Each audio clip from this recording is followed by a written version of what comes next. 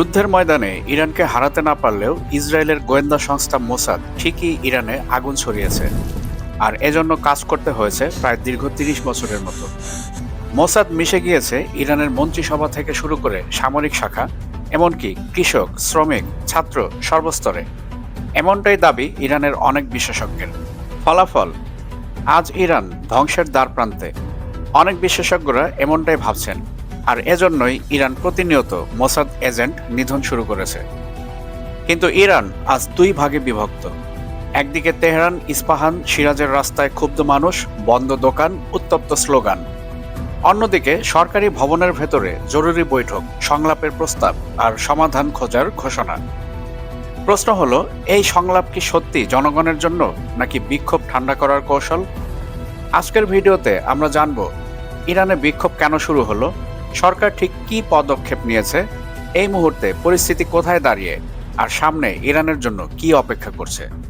Video শেষ না করলে আপনি পুরো ছবি বুঝতে পারবেন না, তাই ভিডিও শুরু থেকে শেষ পর্যন্ত আমাদের সাথেই থাকুন। ভিডিওর মূল পর্ব শুরু করার পূর্বে আপনাদের কাছে অনুরোধ থাকবে, আপনারা অবশ্যই আমাদের চ্যানেলটি সাবস্ক্রাইব করবেন এবং সেই সাথে সাথে অল বেল আইকন নোটিফিকেশনটি অন করবেন এবং আমাদের ভিডিও অবশ্যই লাইক ও শেয়ার করে আমাদের সাথেই থাকবেন। সবকিছু শুরু অর্থনীতি দিয়ে। 2025 সালের শেষ দিকে ইরানের মুদ্রা রিয়াল ইতিহাসের সবচেয়ে দুর্বল অবস্থানে পৌঁছায়। $1 কিনতে লাগছে কয়েক গুণ বেশি রিয়াল। এর সরাসরি প্রভাব পড়ে চাল, তেল, মাংস, ওষুধ, চিকিৎসা, বিদ্যুৎ ও জ্বালানি বিল পরিশোধ করতে। একজন সরকারি চাকরিজীবী বলছেন, আমার বেতন বাড়েনি, কিন্তু বাজার খরচ দ্বিগুণ হয়েছে। এই পরিস্থিতিতে মানুষ শুধু ক্ষুব্ধ নয়, মানুষ আতঙ্কিত। কারণ তারা জানে আগামী মাসে পরিস্থিতি আরও খারাপ হতে পারে।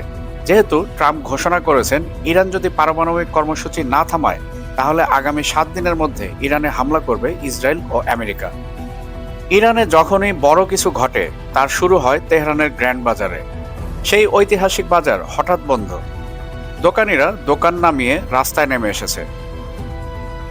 এই দৃশ্য ইরানের জন্য খুব শক্তিশালী বার্তা, কারণ গ্র্যান্ড বাজার শুধু ব্যবসার জায়গা নয়, এটা রাজনৈতিক ব্যারোমিটার।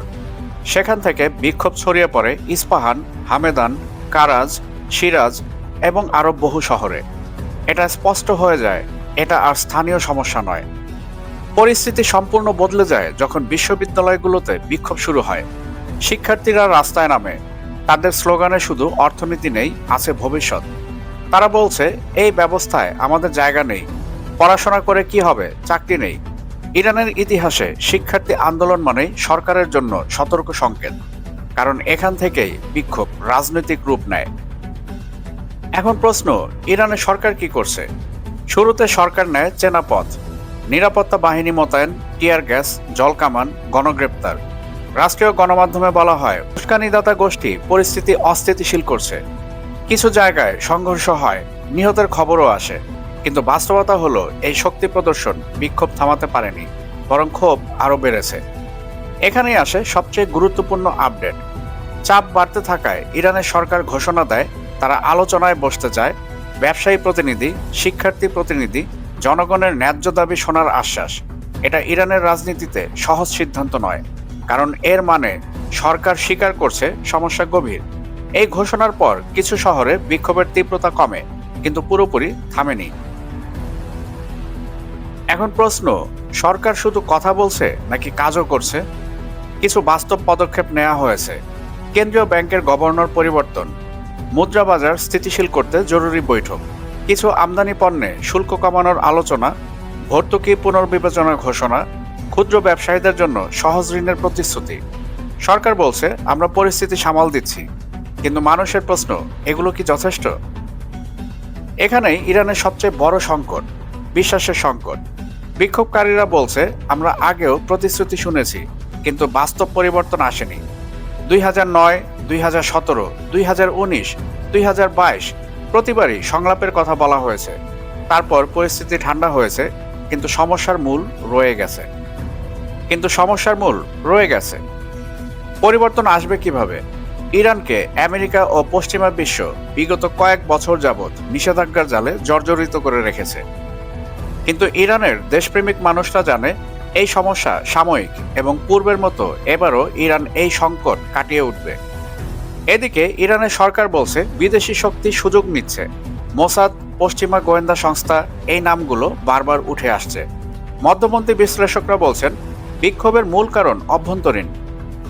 বিদেশি শক্তি পরিস্থিতি ব্যবহার করতে চাইতে পারে, কিন্তু ক্ষোভ তৈরি করেছে অর্থনীতি। এই পার্থক্য বোঝা জরুরি, কারণ সমস্যার মূল ভুল জায়গায় খুঁজলে সমাধানও ভুল হবে। অর্থাৎ যারা চায় ইরানে বর্তমান ইসলামী শাসন ব্যবস্থা ধ্বংস করে ইউরোপিয়ান কালচার প্রতিষ্ঠা করতে, তারাই এই আন্দোলনের পক্ষে। শুধু তাই নয়, খোদ ইসরায়েল বলেছে আমরা এই আন্দোলনের সাথে আছি, এই আন্দোলনকে আমরা সমর্থন করি। এমনকি মার্কিন প্রেসিডেন্ট ডোনাল্ড ট্রাম্প বলেছেন যদি বল প্রয়োগপূর্বক এই আন্দোলন দমন করা হয় তাহলে তিনি মানবাধিকার আইনের প্রয়োগ করবেন এবং ইরানের বর্তমান সরকারকে অবশ্যই উৎখাত করতে হবে। সাধারণ মানুষ ইসরায়েল আর আমেরিকার এই বক্তব্যেই বুঝে গিয়েছে ইরানের এই বিক্ষোভের মদতদাতা কারা। ঠিক এই মুহূর্তে কিছু এলাকায় বিক্ষোভ কমেছে, কিছু শহরে এখনও উত্তেজনা। সংলাপ শুরু হলেও ফল অনিশ্চিত। নিরাপত্তা বাহিনী সর্বোচ্চ সতর্ক অবস্থানে রয়েছে। ইরান এখন একটি ট্রানজিশন পয়েন্টে দাঁড়িয়ে, এখান থেকে যে কোনো দিকেই যেতে পারে পরিস্থিতি। ইরানের সামনে এখন দুটি রাস্তা। একটি রাস্তা সংলাপ, সংস্কার, আস্থা ফেরানো। আরেকটি রাস্তা দমন, ভয়, সামরিক নীরবতা, যেটা ইরান কখনোই করে না। ইতিহাস বলে ইরান সবসময় অন্যায়ের প্রতিবাদী, দমন পীড়নে তারা বিশ্বাসী নয়। পরিস্থিতি কোন দিকে যাবে তা সময় বলে দিবে, কারণ ইরান আছে উভয় চাপে, ঘরে এবং বাহিরেও। কিন্তু আগামী 10 দিনের মধ্যেই পৃথিবী হয়তো দ্বিতীয় দফায় ইরান বনাম ইসরায়েল ও আমেরিকার যুদ্ধ দেখতে যাচ্ছে। আর ইরানের বর্তমান বিক্ষোভ তারই পদচিহ্ন বহন করছে। বন্ধুগণ, আজকের বিশ্ব আপনাদেরকে সঠিক সংবাদ প্রদানের জন্য বদ্ধপরিকর। তাই আমাদের ইউটিউব চ্যানেলের পাশাপাশি আজকের বিশ্ব .প্রেস এর যাত্রা শুরু হয়েছে, যেখানে আপনারা এক পাতাতেই পেয়ে যাবেন আন্তর্জাতিক সব গুরুত্বপূর্ণ খবর এবং সেই সাথে সাথে রাষ্ট্রীয় খবরগুলো। এবং এর পাশাপাশি অনুরোধ থাকবে আমাদের ফেসবুক পেজও আপনারা অবশ্যই ফলো করবেন, যাতে করে নিত্য নৈমিত্তিক সব ধরনের আপডেট আপনারা সহসাই পেতে পারেন। ভিডিও শেষ করার পূর্বে আপনাদের কাছে অনুরোধ থাকবে আমাদের ইউটিউব চ্যানেলটি অবশ্যই সাবস্ক্রাইব করবেন এবং সেই সাথে সাথে all bell icon notification on করবেন, যাতে করে পরবর্তী যে কোনো ভিডিওর আপডেট আপনি সরাসরি পেতে পারেন। এবং সেই সাথে সাথে আমাদের ভিডিও লাইক ও শেয়ার করে আমাদের সঙ্গেই থাকবেন।